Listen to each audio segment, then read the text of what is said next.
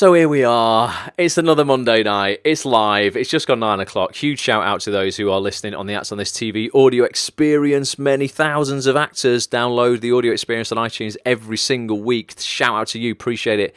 If you do catch up on the audio experience, if you can't make it live, if you can make it live on one of these nights, every Monday night, UK time, 9 p.m, I go live. We do something around either the book club, a book, a personal development book that's going to help you in and out of your acting career. We do live Q&As. We do something called Motivation and Mind Hacks, which is all on mindset and developing ultimately, like, you know, the best mindset, you know, that you can develop for yourself around not just the acting industry, but like life in general. Ultimately, it's all about building the best version of you. So if you can join us live for some of these broadcasts, do join us live. And like these lovely people tonight who are joining us on Facebook and Twitter, you can actually like get involved, you can comment, and you can help, you know, shape the way the broadcast goes. Tonight is a book club. We're looking one more time, and probably next week as well. Not next week. This might be the last 17th of September now. This might be the last book club in September. We'll have the 24th will be no, you know what? We're going to have one more, aren't we? There will be one more book club after tonight. So this will be the second to last time. We're going to be looking at Jen Sincero's book, You Are a Badass at Making Money, all around people's beliefs and the mindset around money. A lot of human beings in general, forget actors, just human beings have negative beliefs around money, what money equals, what money can do for them, what money can't do for them. You hear it all the time. We said last week, you know, when you say, I love pizza, you don't have to caveat it with anything. You can just say, I love pizza. Oh, I love my iPhone. Yeah, you don't have to say anything after that. With money, if you're in a public space, you said, I love money, human beings feel they've got to caveat that with, but it's not everything, is it? Your family are more important, you know, your health's more important. And that's absolutely right. Of course it is. But money can massively help you support your family, can massively help you buy medication that's going to keep you healthy. You can invest in supplements, you can buy the right food, you can put decent things inside of your body, which generally cost more. So money is not evil, ultimately, is what we are saying. And we had a really interesting chat last week around people's relationships with money. If you want to listen to that or watch the replay, you can go to youtube.com/ActsOnThisTV and watch the video, or you can go to iTunes or Stitcher and just search for Acts on This TV, all one word, subscribe to the podcast, and you're going to get the audio of all of these broadcasts, like 200 of them on there already, for free, every single week, delivered to your device. So if you're out and about on the train, in the car, walking the dog, in the gym, on the way to an audition, you can always catch up. Gary, how you doing? Gary's on Jeff Walker's broadcast as well. Gary's doing 2 broadcasts. Jeff Walker's a great internet marketer and a great guy. I've done a few interviews with Jeff Walker, Gary. He's a good bloke. I'll be watching Jeff's thing on the replay because obviously I'm doing my own broadcast tonight. But yeah, we're going to be looking at tonight a chapter of Jen's book, which is basically, I think it's called, let me just have a look. It's called like Why You're Not Making the Cheddar Yet, or Why You Ain't Rolling in the Cheddar Yet, whatever you call money. She calls it cheddar, but why ultimately, yeah, you're not swimming through cash right now, or maybe you are. You know, who remembers DuckTales, great cartoon, Scrooge McDuck swimming through his vault of cash. That's what we all should be doing, but I'm definitely not doing that yet. Absolutely. Leah, good evening. Hope you are well. So we're going to read a little bit of this. It's quite a long chapter, right? And I've only got 20% left on my iPad because I always forget to charge it up. So we're going to get through as much as we can. We're either going to finish the chapter or we're just going to see what happens first, whether we can get through it or whether the battery dies. But it's an interesting chapter. It starts off with an anecdote that, if you just bear with me, will make complete sense to you around money in a minute, okay? Listen to this, and then after this, once we've read this, I'm going to show you some stuff that's going on at ActsOnThis.tv, some new podcasts that I'm doing this week. I've got a great podcast I'm recording tomorrow with my voiceover agent. Want your input on that, what you want to know from a voiceover agent. Voiceover has obviously completely transformed my acting career. It's a big part of my acting career. It's not separate, and I would like more people to get involved with it. It's been absolutely life-changing for me and has absolutely helped me not roll in cheddar, but definitely accumulate a hell of a lot more of it. So it starts off, this chapter, when I was a kid, every so often my parents would get my brothers and sister and me all dressed up, file us on a plane, and off we'd go to visit my dad's side of the family in his hometown of Naples, Italy. Jen Sincero, Italian name, obviously. I have such vivid and random memories of those trips. My first ever glass of blood red orange juice, unthinkably purple and delicious, that I sipped on the balcony of our hotel room with my bare feet up on the railing. My grandfather's giant green parrot, who screamed at us in Italian. In Italian, a bird screaming in Italian. My Aunt Lucia greeting us with her arms lifted high over her head in pre-hug enthusiasm, and the likes of which I'd never seen on a lady, and which was so terrifyingly obscene. Oh, the hair in her armpit. I missed a bit out there. Yeah, the shocking mound of armpit hair thus revealed the likes of which I'd never seen on a lady, which was so terrifyingly obscene to my American sensibilities. It was as if she'd greeted us by spreading her legs in my face. Interesting. During one of these trips, when I was around 7 years old, my uncle Renato took the whole gang out to his favourite seafood restaurant, someplace overlooking the water with a big patio full of picnic tables. The horde of Sincero cousins, siblings, aunts, uncles, in-laws and grandparents vied for prime placement around two long tables. And by some stroke of luck, amidst the chaos, I managed to score the most coveted seat of seats right next to my dad. My father was the focal point of everything on these trips, not only because he was like a celebrity, the dashing eldest son returned home with his beautiful American wife, proud brood and successful doctor's practice, but mostly because he was the only one who spoke both Italian and English, which meant that every time anyone said anything, 4 long rows of picnic benches and 20 sets of eyes were transfixed on him, blinking in eager hopes of him translating some witticism or anecdote that would allow us to turn to one another and laugh, nod, and feel that sense of tribe that families who actually understand what the hell one another is saying feel. So I don't know if you've got any... Andrew Connor, good evening. Got any bilingual families? I feel like that, being a Manc, when I go down south to visit my brother. And they speak the same language, apparently. I'm only joking, Southerners. Right after we were seated, the owner or chef or someone important came up to our table and made a big show of greeting Uncle Renato, who was clearly a celebrity in his own right, and there was much handshaking and cheek-pinching and benvenutoing, whatever that is, before the man clapped his hands together, announced, "Welcome, my friends." I can't do Italian. "Welcome, my friends. I hope you are hungry."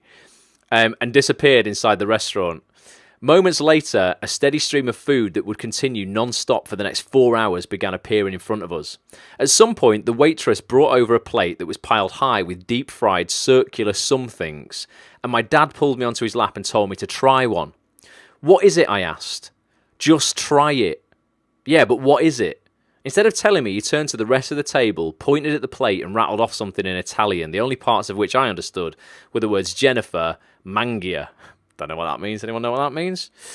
And the laughter that ensued. Now, there were 4 rows of picnic benches and 20 sets of eyes staring at me and the stupid plate of fried circles that I was suddenly terrified of. My father, in spite of his celebrity status, is a pretty shy guy, and truth or dare isn't really his scene, all of which made me think that whatever was on the plate must be really bad if he was willing to put on this big to-do about it. My mind immediately went to worms. So notice how our mind's going to the worst thing? Maybe this is what you do in your life when you're not sure of something. The outcome, shit, it's really bad. It couldn't possibly be anything else, I thought. You hear all the time about these foreign countries where they eat things like tarantulas and eyes and brains, so of course some people must eat worms. I imagined how one could easily make a circle out of a worm, dip it in batter and fry it. I mean, what other creature could you do that with? The answer, only worms. As deeply disturbing as this thought was, I hated being teased and I hated losing at Truth or Dare even more. So in front of the entire Sincero nation, I popped a mystery circle into my mouth and chewed, gagging and wincing while waiting for the worm to explode. But much to my surprise, there were no guts. Instead, it was more like eating a rubber band, chewy and tasteless and dumb. My father then yelled in my face, "It's squid!" And everyone erupted in laughter and applause. And my Aunt Alberta patted me on the head as I retreated into a deep seething blackness of hatred and humiliation that had me up and bolting for the bathroom in a fit of tears. I was a kid who liked fish. Had I known the truth about what I was putting in my mouth, I could have avoided the gagging, the drama, and the scolding I got later that evening for kicking my brother hard in the shin when he imitated me trying to choke down a worm. Which brings me to the point of this story. So if you've held in up to now, this is the point of the story. Good evening, Jenna, on Facebook. Our realities are make-believe.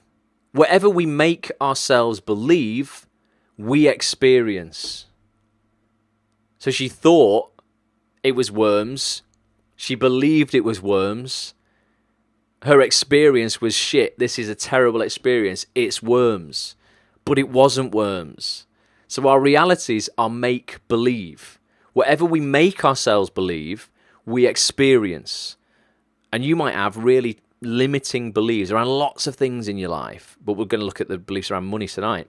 When it comes to forming and transforming our human experience, the power of the mind reigns supreme over any type of external truths. If you believe money is evil and or difficult to make, your bank account will have tumbleweeds blowing through it. Look at this. This is really important, right? This is so true. Strong religious beliefs inspire everything from wars to glorious houses of worship to cutthroat charity pie baking contests. The belief that you are hot and sexy will have you getting hit on by strangers on the street. And if you believe you're eating worms, you will gag. Look at the beliefs around stuff like religion. They're so strong. People will have zero doubt about these things and will absolutely do anything for whatever their faith is. Beliefs are massively, massively powerful. So you've really got to be careful about your beliefs. When you say, I believe in something, what you're actually saying is, I am certain that. That's like how ingrained beliefs are. I do a lot in the Bulletproof Actor program that I coach. But if you go to bulletproofactor.com, you can get yourself on the list, and we'll talk about it later. There's a neuroscientist named Vilayanur Ramachandran. I think I said that right. Who uses the power of belief. This is so interesting. The power of belief to help amputees in excruciating pain find relief, right? Many people who've lost a limb experience what's called phantom pain, very real pain sensations in a part of their body that no longer exists. Because the limb is no longer there, there's no way for them to massage it or soak it or do anything to relieve the pain. Hello, how freaking torturous is that, she says. Through the use of mirrors, Ramachandran reflects the image of a patient's existing limb to where the missing limb used to be. So it appears that the missing limb is no longer missing.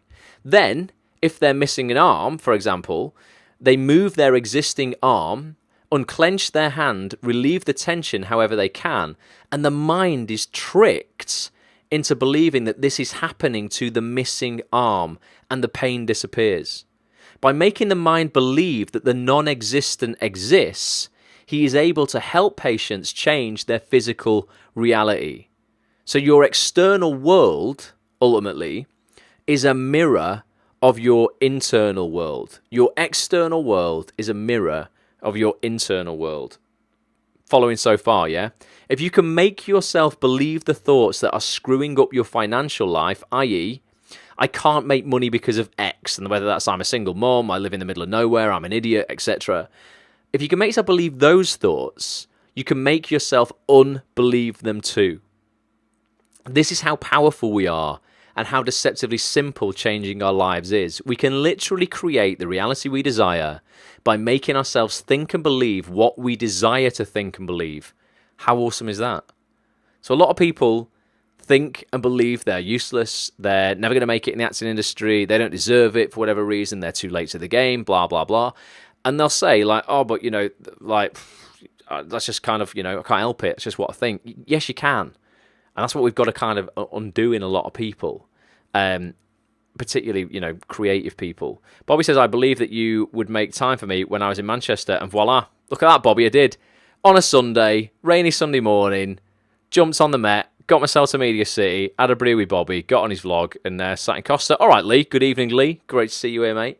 So yeah, beliefs are freaking strong. Beliefs, I mean, the whole thing around beliefs, limiting beliefs, empowering beliefs is the whole core of Bulletproof Actor, Unstoppable Confidence, Infinite Success.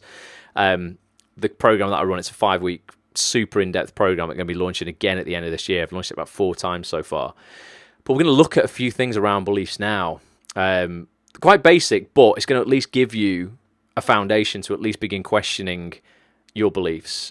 People need to stop believing their doubts and start doubting their beliefs, okay? So our beliefs, along with our thoughts and words, are the root of everything we experience in life, which is why consciously choosing what rolls around in your mind and falls out of your mouth is one of the most important things that you can do. This conscious choosing of your thoughts, beliefs and words is called mastering your mindset. And master it you must if you'd like to live large and in charge instead of being bossed around by your circumstances. Here's the lowdown on how your mindset works. And Jen breaks it down into 3 sections. First of all, we're going to look at beliefs.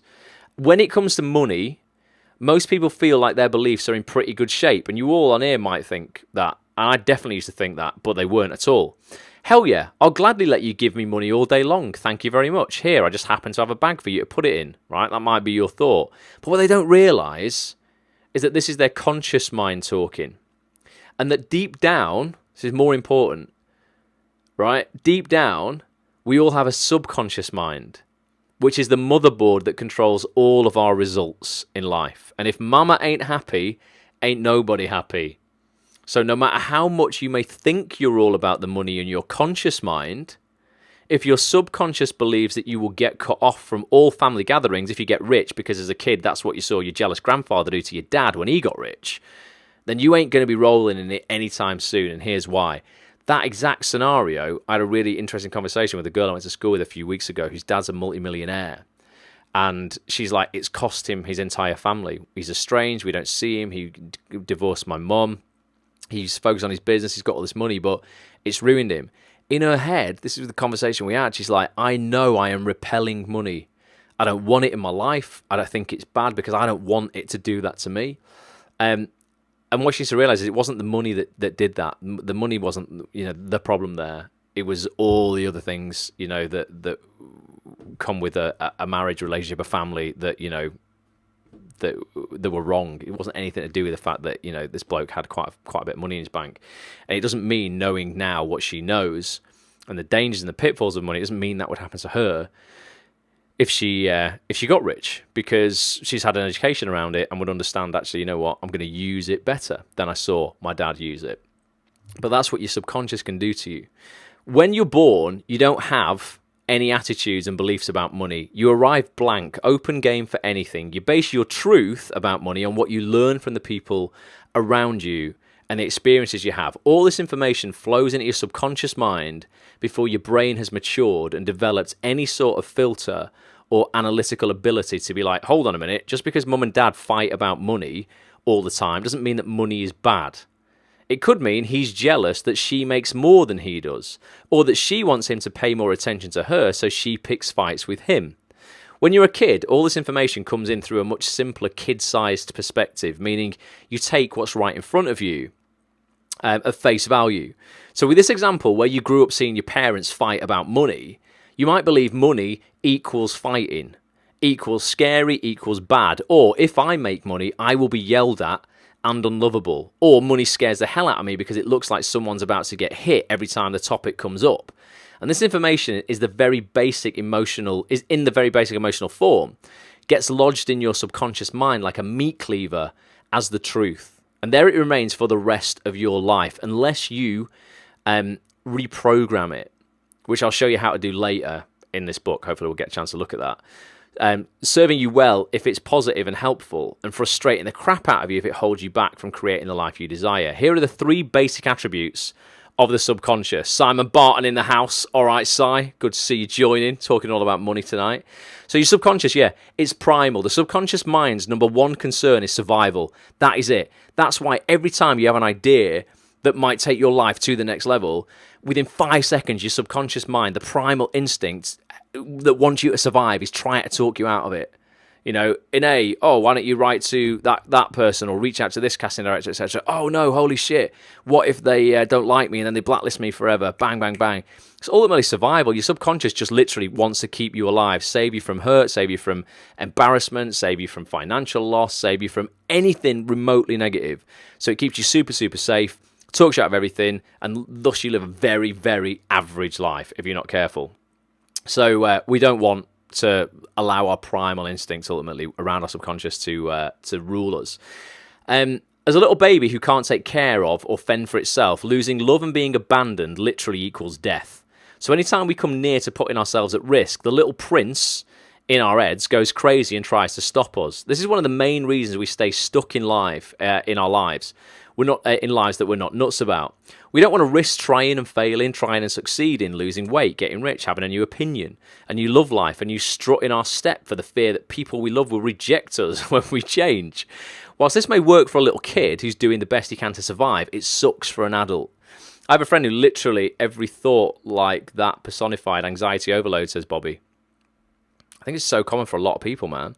Ellen says, I think how people talk about money reveals a lot about them. It's really interesting to see whether people get defensive and angry or those who get passionate and excited. Yeah, absolutely. Definitely. I think the way, I just think, it's why I love talking to people.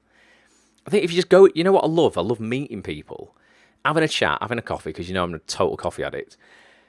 And I would just want to observe people. And you can tell a lot about someone within 30 minutes. If you chat with them within 30 minutes, just see a couple of things. One of the biggest tells, just see how many times they complain about something in their life. And absolutely, I agree. See how they react to a conversation around money or business. And you'll tell a lot about them. And these, if they do get defensive about it or they get angry about it, it's probably because they've had a terrible past experience with it, or they've seen their parents have a terrible past experience with it. My parents had a business growing up that was about 3 days away from going bankrupt. We went from having a really good standard of living to we were effectively, to be honest, like homeless. It was pretty bad. And I know I could have grown up with a complete scarcity mindset around money. But I've consciously chosen not to. And I realised that risk is absolutely necessary. And yeah, my parents' risk didn't pay off. And there's a lot of external factors that were nothing to do with them that they had no control over. The council actually built a road that bypassed their shop.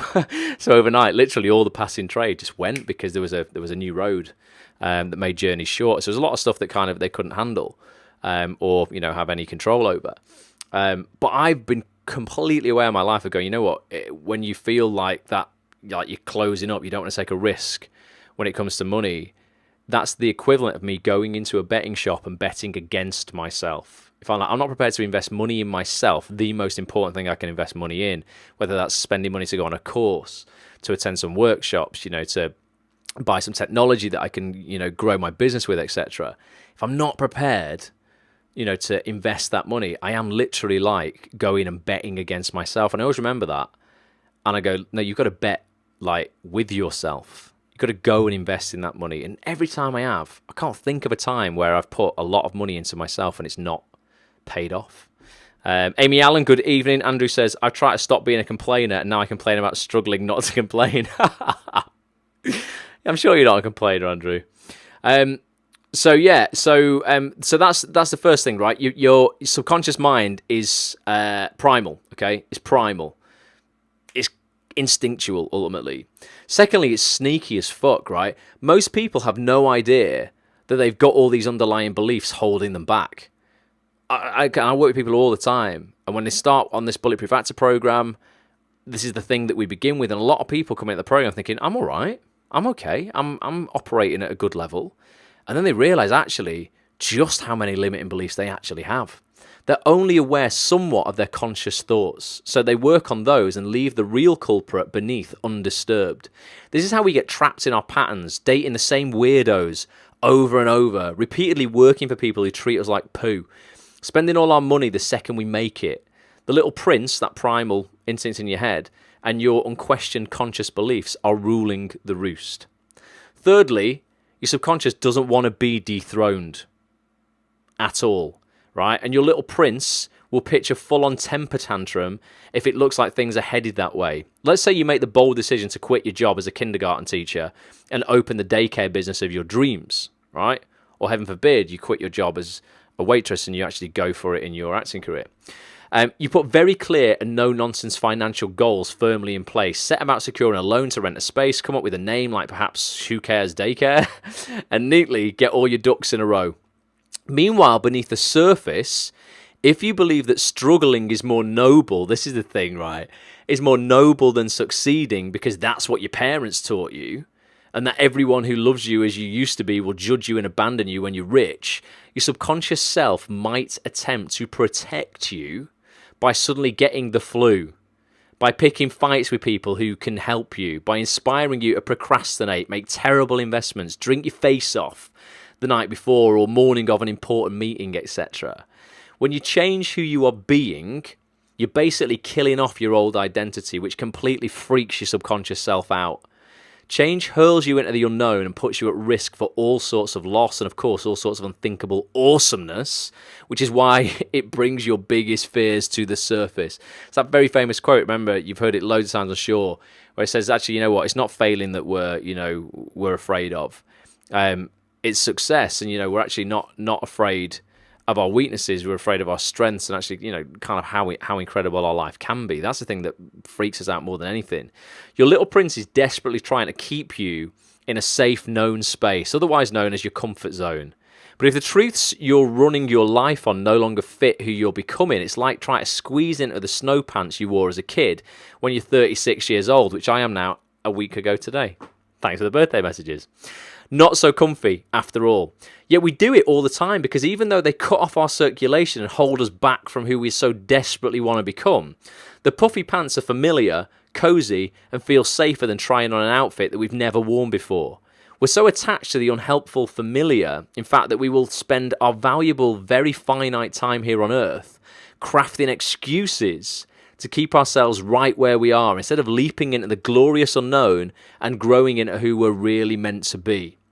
There's a great quote I'm going to read in a sec. Lee, has anyone here, or do you know anyone, Ross, who has just quit their job to be acting full time, and how did it go? I'm trying to think. There's definitely been people. There's been a lot of people over the last year who've emailed me about it. And then, what I would suggest, Lee, and what I did, and it flat out worked for me, 100%. I worked for 11 years in a shit job that I hated, mate, on minimum wage, getting paid £6.75p an hour. And I don't know what the hell was going on in my head 11 years ago. Total was just not who I am today. I was convinced that I had to do that because everyone else I knew in the acting industry did that, and I was like, everyone does it. I'm going to do it as well.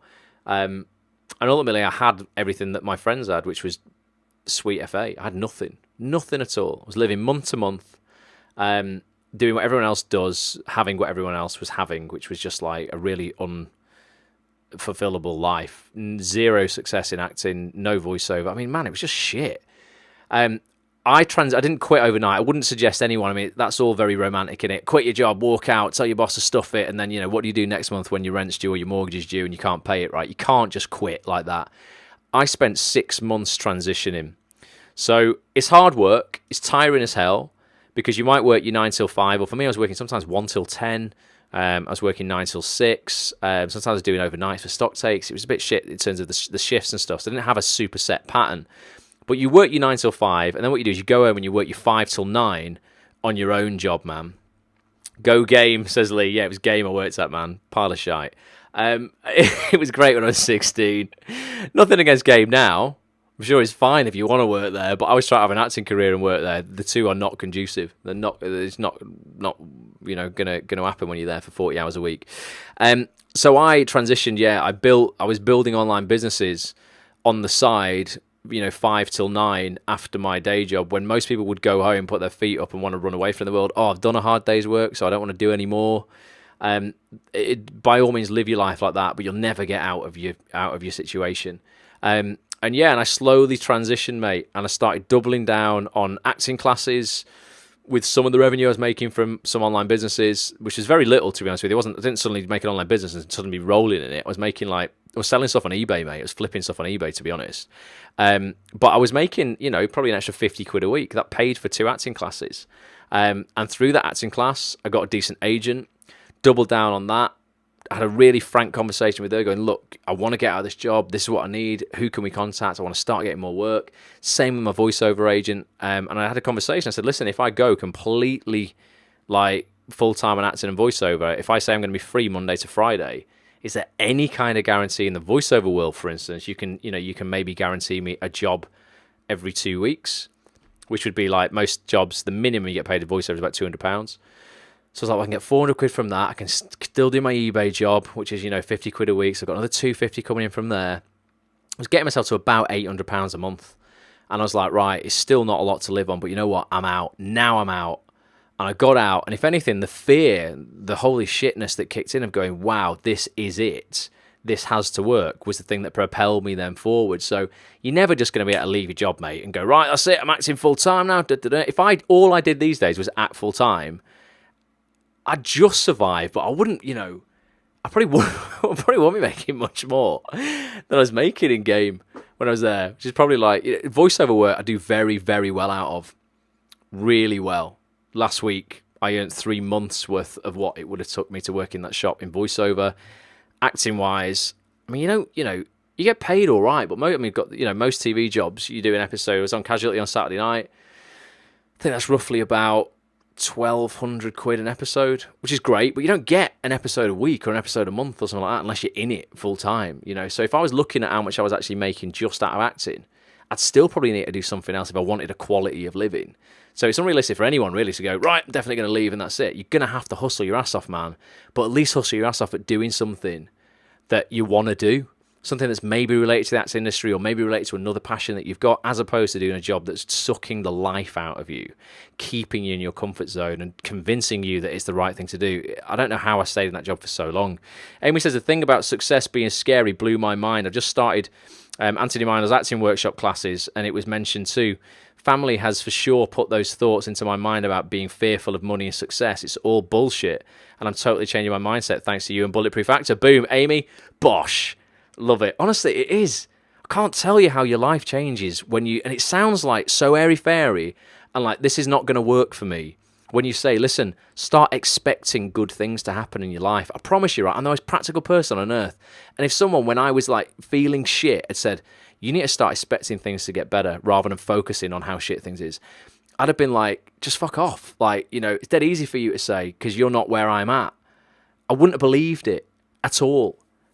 But it works, honestly.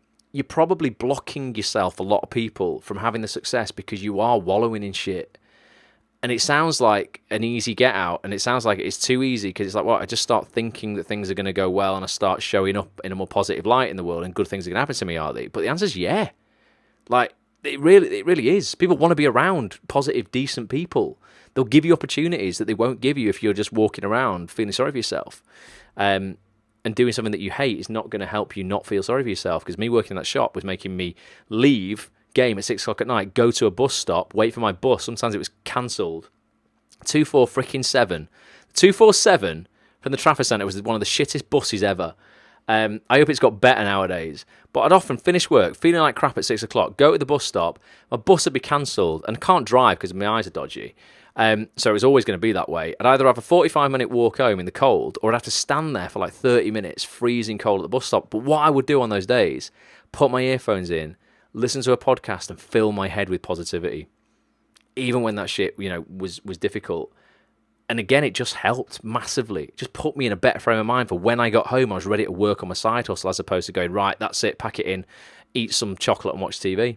Lee says, I work 3 nights a week just to cover bills, so I have all my days to myself to pursue. So it works quite well. I mean, that's good, man. That's like flexible, which is nice, definitely. Let's have a look. And what's Olivia saying? Olivia said, this is so interesting. As you know, Ross, I've just left teaching after 9 years to pursue a career in acting. That's it, Olivia. Honestly, it's the right thing. And you know what? The thing is that people, please believe, just not even believe, you just need to know this. If you're in a shit job, or Olivia, teaching wasn't the thing you want to do, if you go, you know what, I'm going to go for it, and I'm going to try this acting thing out, and I'm going to go full time in 6 months' time, I'm going to transition out of it so I can give it a go. You know what? If it all goes wrong, you can go and get another shit job. I think a lot of people are kidding themselves. They've got something to lose. If you're doing a minimum wage job anywhere in something, like, you might be fearful of leaving it because you might not find a boss who's quite as understanding as the boss that you got now. But it's bullshit. If you're a nice person, most people understand your situation. You can always go and get another shit job if you like, if it doesn't work out for you this time. And then you can try again. You can keep trying until you do it. Definitely. Amy says, the thing about success... you've read that one. Libby says, I've only just left at the end of the summer, so early stages. But as Ross says, I did do some transitioning in terms of planning it. Great thing about it is I have another skill which I can use, so still teaching too. I had to leave in order to pursue acting seriously, as teaching full-time meant I had no time, plus I wasn't happy. Jenna says, I watched you on Casualty. You were brilliant, amazing, excellent, incredible. Thank you, Jenna. That's very lovely to say. Appreciate that. Thank you very much. So this is a great quote, right? The walls of your comfort zone are lovingly decorated with your lifelong collection of favourite excuses. Right, I'll read it again. The walls of your comfort zone are lovingly decorated with your lifelong collection of favourite excuses. Powerful, isn't it? Love your little prince, it says here. It's that voice in your head. He's trying to protect you for being a great pal by trying to protect you. But it's time to step into your power, put on your grown-up crown, and take your kingdom back. Along with our overbearing little prince, the quest for earthly security holds people back from living the lives of their dreams more than almost anything else. And the ridiculous part is, it doesn't even exist. People will spend lifetimes slogging it out in secure jobs they hate. Staying in relationships with people they don't like, rather than risk being alone. Never spending money on anything fun in order to save it for a rainy day. My mum's a bit like that. She's like, I'm like, Mum, you gonna buy yourself some new clothes or what? She's like, oh, well, I don't really go out anywhere. I'm like, spend some money on yourself, will you? It's proper rainy day kind of person. Where we're up to there, yeah. For a rainy day. Meanwhile, we're flying through outer space in an infinite universe on a planet prone to earthquakes and plagues and ice ages. That secure job at the secure company could dry up. Some lunatic could run up and start beating you to death with a tree branch. Anything could happen at any time. Now, of course, focusing on this wouldn't be helpful in living a productive and happy life because we'd be crouched under tables and clinging to buildings while trying to walk down the street. But I'm reminding you of it in hopes of liberating you from the pointless, often life-sucking trap of sacrificing living your dreams for false security. To free your heart up, to follow your joy and ride the wave of awesomeness instead of limiting yourself and playing it safe. Trying to protect yourself from your fears protects you from experiencing a fully evolved and juicy life. Trying to protect yourself from your fears protects you from experiencing a fully evolved and juicy life. I'm not talking about putting yourself in harm's way, poo-pooing safety precautions or acting like an irresponsible maniac. Screw it, we're all going to die anyway, so let's cash in the kids' college funds, buy a bunch of blow and drive to Mexico. I'm talking about freeing yourself up to thrive in abundance instead of living life clinging to your fears. I'm talking about focusing on your heart's desires, on infinite possibility, on enjoying the crap out of yourself instead of worrying about what you might lose. Be responsible, of course. Put money aside for the future. Wear your seatbelt. That's a big one. Make big, fun plans with your friends and family. Don't walk through shady neighbourhoods alone. Invest your money wisely. Exercise your body and your mind. Practice safe sex. Don't smoke cigarettes or get drunk in public. And badmouth your neighbours. Act as if you've got a long, happy life on earth ahead of you. But do not shrink back from something you desire because it's too risky. Just being alive is risky. Allow yourself to experience whatever your heart's desire, as if this is your one and only chance to take the ride of your life. And that's a little bit about beliefs. We're going to look a little bit more about words before we wrap up. Bobby says, I'm like that, and it helped pay for a certain trip. What's that, Bobby? What are you like? As in what? Saving for a rainy day, and that paid for your trip over to Manchester. Well, that's good. But that wasn't saving for a rainy day. That's saving up for something good. Or maybe you're replying to Lee. What's Lee saying? I don't know what you're saying. But Bobby, whatever you were saving up for, I hope it's good. Words. Words are freaking important, right, when it comes to your beliefs. Our perception of reality is also greatly influenced by our words. This is really important. The words that you use inside your head, I'm talking about here, and the words that come out of your mouth. Your vocabulary, ultimately, is hugely important. Words bring our thoughts and beliefs to life and help anchor them into our realities through repetition. Words help us form our identities. We get attached to our lingo, our shtick. My memory is crap, you might say. I left the keys in my front door again. What a tube. The more you tell yourself you're a forgetful tube, the more you'll believe it, and hence act like a forgetful tube. You tell a kid that she's stupid enough times, and she'll believe she is. And you lot might have been told at school you were stupid, you were fat, you were this, you were ugly, whatever it is. 30 years later, could still be crippling you. Talk about that a lot in Bulletproof Actor as well. People don't forget. These limiting beliefs are forced upon them. These are beliefs that they're never meant to be their own. They were never meant to honour them. But other people tell them enough times, shit sticks with them, right? Even if you, let's have a look. So you tell a kid, yeah, she's stupid enough times and she'll believe she is. Even if she's just taught herself to read in Chinese. I told myself pretty much every day for 40 years that I had no idea what I wanted to do with my life. And as a result, remained in the fetal position of hopelessness and confusion for decades. Had I replaced the phrase "I don't know" with "clues are all around me," I would have opened myself up to the received tidbits of clarity instead of slamming the door on Lord only knows how many golden opportunities. Talk about this. Jason, all right. Jason Broderick in the house. Karen's here as well. Good to see you. My favourite word is thank you, says Karen. Well, thank you, Karen, for being here. This is really important, yeah. Vocabulary and the way you phrase stuff. A lot of people will say to me, I feel so overwhelmed. Oh, I feel so anxious.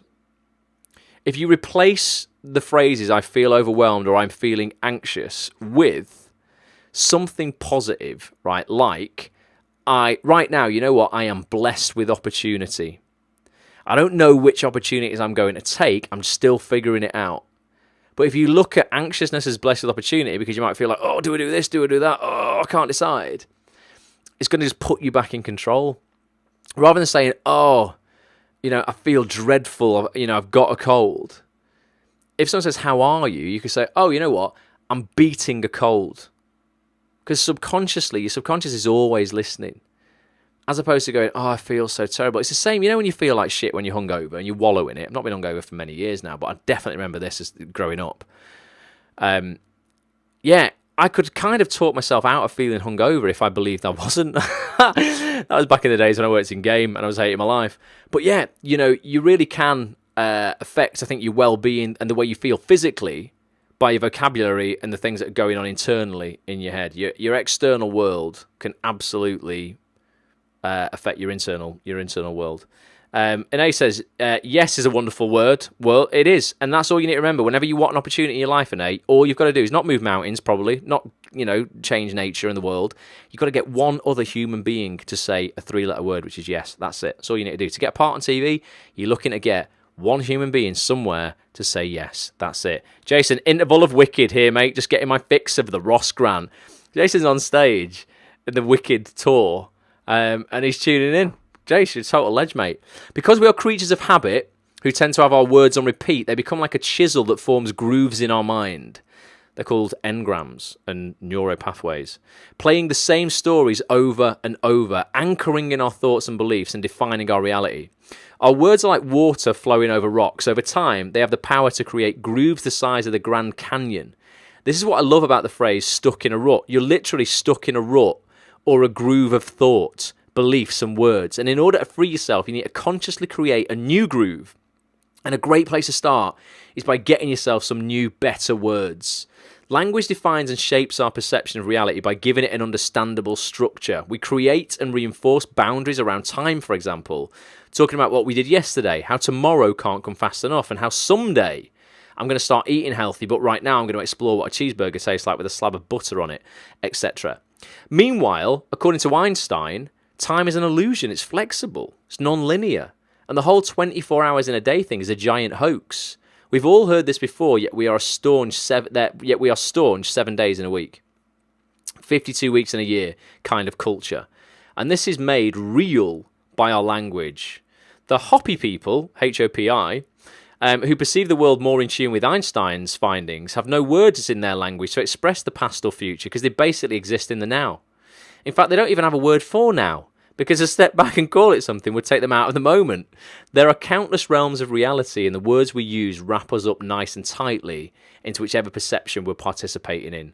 Words also have an incredibly persuasive effect on us. Think about how incredible it is when someone speaks directly to what you're feeling, or thinking, or fearing.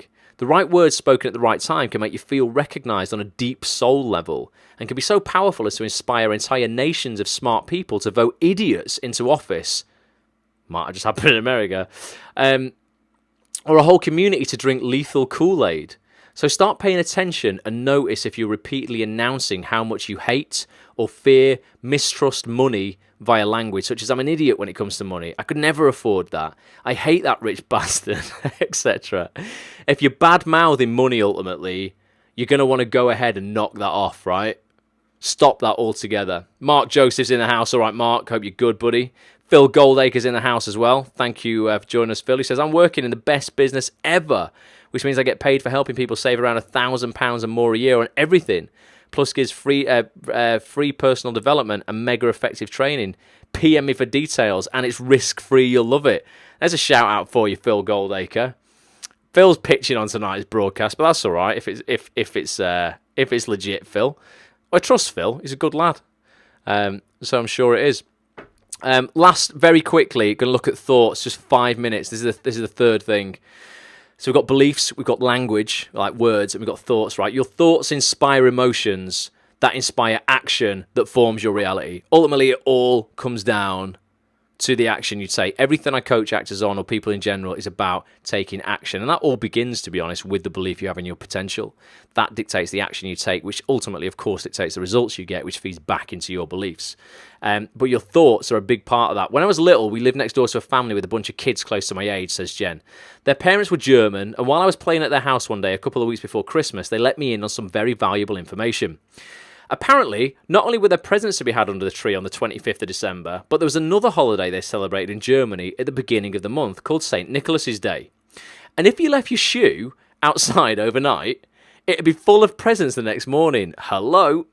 I immediately went home and picked out the biggest shoe I had, a clog. Waited 9 million years for the rest of the year to go by and dinner to finally be over so I could sneak outside and leave my clog right next to the front door as instructed. As I lay in bed that night listening to my parents clean the kitchen, my heart suddenly lets out of my chest at the sound of the front door opening and the dog being called. In a matter of moments, my name was being called too. Jennifer! Get your butt down here right now. My mother was standing at the bottom of the steps waving my clog over her head, demanding to know how it ended up outside. I mumbled something about taking it off and forgetting to bring it in, apologised and slinked back upstairs with my freezing cold shoe. Great. Now I'd have to sneak out again after they went to bed and risk getting in twice as much trouble. Yet as serious as offence as it was a brand new clog on top of everything else, and as grave as the repercussions would no doubt be, it was totally worth the risk. Because presents. The story ends with me getting no presents, obviously, getting busted again thanks to the stupid dog who needs to be let out early to pee, and being put on a full month of hamster cage cleaning duty as well as dishwasher emptying duty, made all the worse by the glee it brought my newly chore-free siblings. We're creatures who are driven by emotion. When we're all fired up, we're not listening to anything else, not wisdom and logic or fear and doubt. Our emotions compel us to participate in staggering displays of both the magnificent and the moronic. We will flip over parked cars in the street where our team wins the World Cup, date people covered in red flags, spend hundreds of dollars on a beautiful pair of shoes that don't fit, risk a second round of scolding from our parents for leaving our clogs outside, etc. We'll also accept an exciting new job that we're unqualified for, overcome our fear of flying to visit a friend in need, step onto a stage in front of hundreds, even thousands of people, though we're terrified, go into the red to launch the business of our dreams, etc. You cannot have an emotion without having a thought first. E.g., we won. I love my friend. I want to be my own boss. When you learn to master your mindset and focus on thoughts that elicit strong positive emotions, you wield your power to take crazy leaps of faith in spite of your fears and your little prince trying to hold you back. It all starts with your thoughts. They are the catalyst that brings on the shift that changes what you believe and how you act. And to get a better idea of what I'm talking about, here's a breakdown of how your mindset works. So, we'll finish on this. Your beliefs are driving the bus. So we've looked at beliefs tonight. They take you where you're going, whether you're paying attention or not. Your thoughts are the tour guide. The person up front with the microphone and the clipboard. She can lean over and yank the wheel, slam on the brakes, step on the gas, flip the bus. She can do whatever, whenever she wants. She usually works in harmony, though, with your beliefs, but she has all the veto power as well. Your words are the assistant to your thoughts and beliefs. Your words back them up, voice their opinions, anchor in their message, and keep it real. And then your emotions are the fuel. They are ignited by your thoughts and can change your beliefs and the direction of your life. Without emotions, you're going nowhere new or exciting. So your emotions are fueling, ultimately, your emotions are going to be fueling a positive or a negative mindset and belief system. Basically. Your actions build the road. They pave the path for your beliefs, but will reroute should thoughts and emotions make a change of plan and decide they want to stop at Dairy Queen or something. When all these facets of your mind, body and spirit are in alignment, focus on the same desire, singing 99 bottles of beer on the wall as they merrily roll along, you can manifest all the riches you desire. But if you're thinking about how much you'd love to make an extra $5,000 a month, or how you have no idea how to do it, if you're feeling terrified and extremely doubtful, believing that people won't take you seriously, yourself included, and if you're saying out loud, I love money and it comes to me easily, every morning in the mirror, and if you're making one sales call a day, after which you give up and crack open a beer, you ain't going to get very far. So it's like, actually, so what she's saying there, now that wasn't super clear, none of those things are in alignment. So you can be saying you want to do something, but your actions aren't congruent with that. Your emotions aren't fueling that in a way that's ever going to happen. All members of team mindset ultimately must be on the field bringing their A game. Yet it's your thoughts, and I hate to play favourites here, that are the biggest badasses of them all. In order to get your thoughts working at their maximum potential, let's take a look at some of the most common beliefs about money that we often unconsciously accept as the truth and blab away about all the lifelong day. Pay attention to which of these remind you of something you have heard yourself thinking or saying, because awareness is the first key step in breaking the spell of your not so awesome financial reality. Here's the drill. So we're going to look at just one of these, right? This is what we're going to do. We're going to become aware of what your limiting thoughts and beliefs are. Question and investigate them. Rewrite them. Say it out loud and proud. So this example is the first unhelpful thought people might have. Money can't buy happiness. So what we do is we question that thought. Okay, that can be a belief of yours, a thought of yours. Money can't buy happiness.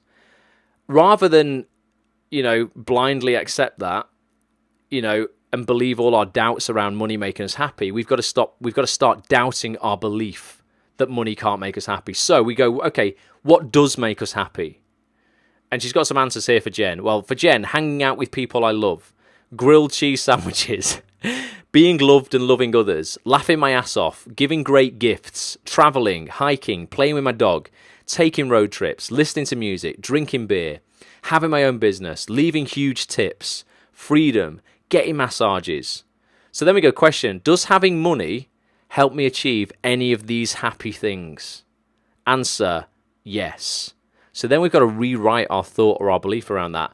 Money, rather than say money can't buy you happiness, our belief has to change then. Money supports my happiness. I'm not saying it's buying at you. Money supports my happiness. And there's loads of other examples that she goes on for here. I mean, I'll do one more. Let's have a look.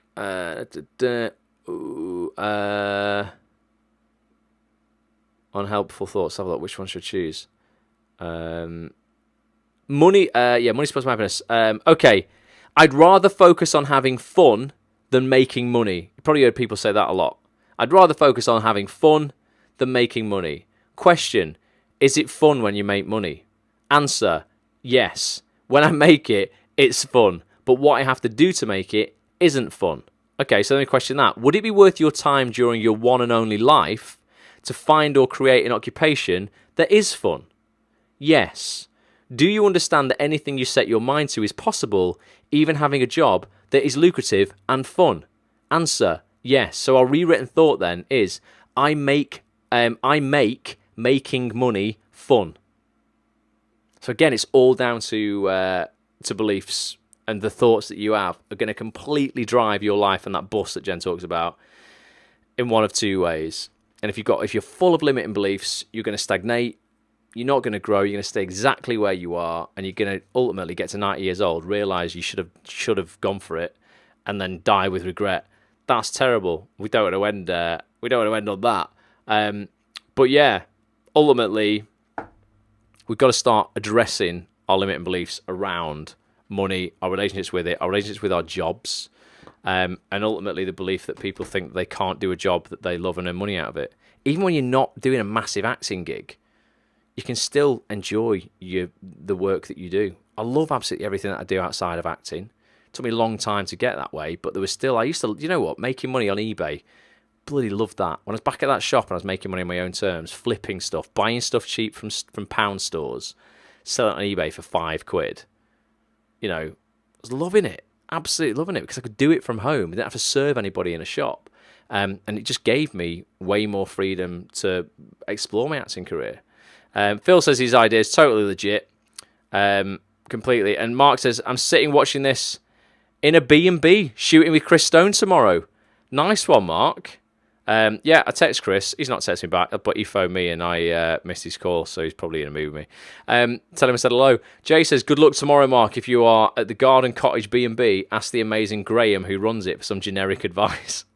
He is a very successful businessman who is happy to pass on his secrets of success. And Mark says, I am indeed. He's a lovely chap. Yes, I love it. We've not got any more time to read any more of this book. I didn't get through the whole chapter, and I still have 7% left on my Kindle. But ultimately, yeah, it's about your thoughts, the words that you use, getting a grip on your emotions, realizing that, yes, you cannot sometimes change the circumstances that you are dealt in life, i.e. a situation might occur where your boiler breaks down, and you're like, right, I've now got to spend X amount of money on that. That money was going to go towards my headshots. Now I can't spend it on that, etc. I might as well give up my acting career. You're going to get challenged about stuff, but it's realizing that actually your emotions are there to serve you. You are not there to serve your emotions, and you can freaking choose how you respond to every difficult situation that is dealt to you in your life. And that all comes down a lot of times to the words you use to frame that situation you're in. Like I said before, quit saying you're overwhelmed. Quit saying you're anxious. Start saying you're blessed with opportunity. You're grateful for everything you have in your life right now. You're just figuring out which of these great opportunities you're going to take and which of them, you're going to pass on. You're beating a cold, you're beating an illness, not that you are ill or you are under the weather. Thoughts become things, and they absolutely fuel your belief system positively or negatively. And your mindset is everything, not just to do with money, but to do with success in everything and anything on this planet. Your acting career, your relationships, your physicality, your health, absolutely everything. That's why I'm so passionate about it. If you want to get this book, just check out Amazon. Just do a little Google. Jen Sincero, spelled Sincero. She's got another book just called You Are a Badass. This is You Are a Badass at Making Money. Great woman. Gives loads of bonuses away as well. There's web addresses in the book you can go to download resources and stuff. But do check it out. Cheap, easy read, funny. And we will look at one more chapter before the end of the month. Amy Allen says, enjoy it, Mark, on your show reel. Break a leg, Mark, says Karen as well. And Phil's still having great fun making money with loads of brilliantly positive people and loving it. Well, that's awesome, Phil. And Bobby says, got my voiceover class tomorrow. Tutor is you, but Irish. Oh, right. What are you doing for voiceover stuff? So tomorrow... and Olivia's just bought the book on Amazon. Thanks for this. Pleasure, Olivia. Tomorrow, I'm interviewing my voiceover agent. Like I say, voiceover has absolutely changed the game financially for me. I've been doing voiceover now for nearly 15 years. It doesn't start off that way. You don't suddenly just start making shitloads of money in voiceover straight away. It's like anything. I only make the amounts of money I'm making it now because I've been doing it 15 years. I really know what I'm doing. It's not something... kind of annoys me a little bit when actors are like, oh, yeah, I'd like to do a bit of voiceover on the side. And I'm like, mate, you just don't bother. Don't bother. If you're looking at it as a career you're doing on the side, you might as well just stop and just not do it. If you're looking at it as something that you're going to pursue as passionately as you pursue your acting career, then absolutely you should go for it. And financially, it could definitely change your life. If you're good at it, you get good at it by practicing, by investing in it, by doing stuff, going on courses, practicing, investing in equipment, recording yourself, listening back, practicing. And it takes years. But... if you're interested in getting into voiceover, like I said, I'm going to be doing this interview with the head of talent management at the Voiceover Gallery, my agent in Manchester, and they're in London as well. Tomorrow, Hannah Ralph, her name is. Awesome woman. She's been at the Voiceover Gallery many years. She took a little break, went into production, and she's back at the Voiceover Gallery now, looking after the talent acquisition, signing new people, etc. We're going to be doing a great podcast tomorrow. It's going to be available to all premium members on actsonthis.tv.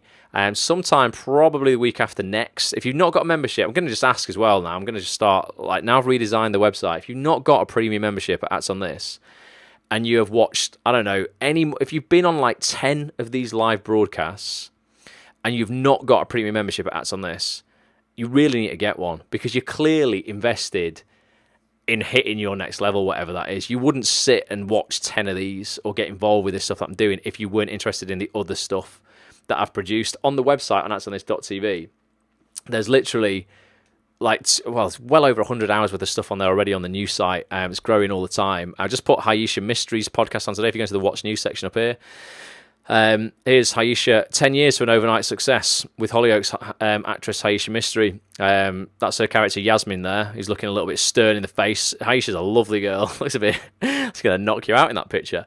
But I just put that up to date. That's a really inspiring podcast with Haisha. It basically talks about how it took her 10 years to get to where she is today in terms of landing that role in Hollyoaks. A lot of people, because she looks so young, think, oh, she just got it straight out of drama school and she's just been given it. That's total bullshit. So that's now up in the members area for all premium members. If you don't have a membership, you can listen to a 10-minute preview there. But if you want to listen to the whole 1 hour and 2 minutes podcast, click on one of these green Go Premium buttons and it'll take you to the page where you can just select your premium membership. It's 10 quid a month. Dirt cheap. It's less than a coffee, less than a latte a week at Costa. If you're not prepared to spend that in your acting career, I think you're mad. Or 90 quid a year, which works out £7.50 a month if you pay for it a year. But I'm going to have the new podcast with my voiceover agent up probably in the week after next. Again, that's going to be in the members area. You click into the members area up here when you've got a membership. You go into your premium membership here, and then it'll be in this section, the red section where it says that's on this podcast. There's Haisha's there. All these other podcasts. I mean, look at the people we got here. Debbie Horsfield, the writer and creator of Poldark. She also did Age Before Beauty. She wrote that. It was out just a couple of weeks ago. Just wrapped up on BBC One a couple of weeks ago. Rachel Shenton on talking about how she won an Oscar. There's somebody who just basically went, I'm getting no work. I'm going to write my own film, and won an Oscar with it within 12 months. Literally no experience of writing ever in her life. Got the highest accolade going in the industry. Great podcast with Lewis Arnold, director of Broadchurch. She also directs Humans. Just directed something with Sheridan Smith in called Clean Break, or it might be called Cleaning Up now. And a podcast with my acting agent there, talking about how you get an acting agent, how you upgrade your acting agent. Podcast with Andy Pryor, the casting director of Doctor Who. Jill Trevelyan, casting director of Downton Abbey. Kate Rose James, casting director for Line of Duty. I mean, we're talking like, it's just the best shit in the industry. I'm like, I don't know what it is if people aren't aware of it, but get a premium membership. But if you've got any, you want me to ask any questions specifically for Hannah tomorrow, just drop me a tweet between now and tomorrow morning at Ross A. Grant. Or at Act on This TV on Twitter, and I'll make sure I get those answered tomorrow. So that's good. I think we're all good. Apologies, you know what? I'm so sorry, Twitter. Completely neglected you on here tonight. I hope you're all right and you came over to Facebook. I think most people did. Appreciate you, Twitter folks. Right, I'm going to love you and leave you. I'm actually going to finish on, I've got 60 seconds of Haisha's podcast.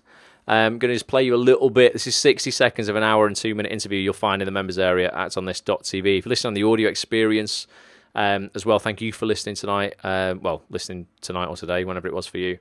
You go over and check this out as well. But here is Haisha Mystery talking all about ultimately perseverance and just, carrying on, getting shit done, sorting her beliefs out. Until next time, be back next Monday night, 9 p.m.